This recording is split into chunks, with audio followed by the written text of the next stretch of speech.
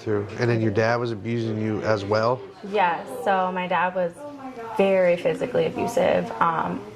Myself and my brother got the brunt of it, but there was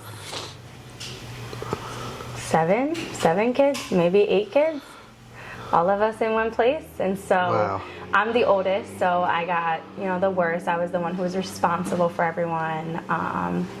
And so it wasn't until the state took us out of my dad's place and put us with my grandparents where I started to get my voice. I started to feel comfortable.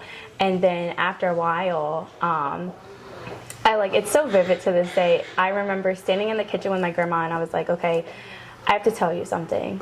At the same time, she had just got off the phone with my mom. My brother, my little brother who's closest to me in age, I had confided in him and told him what was going on all these years. And so my grandma had just got off the phone with my mom. My mom had just said, hey, Georgie told me that this has been going on with Angela. I had no idea. We did not talk about it. We did not plan it.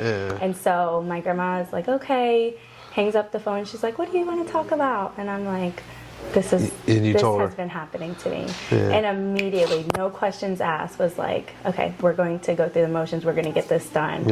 And supported me every step of the way.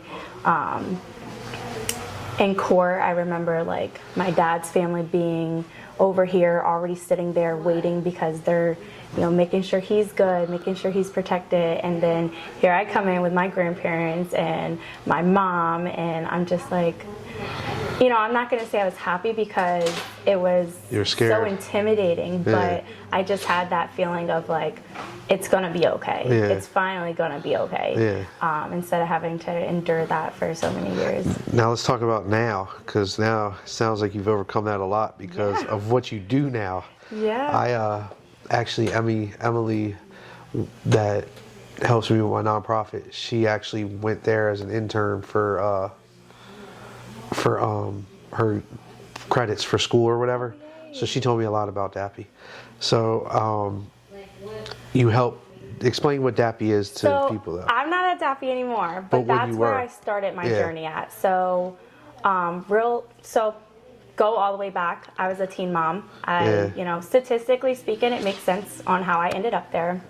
And so I was a teen mom. I dropped out because I was just so rowdy.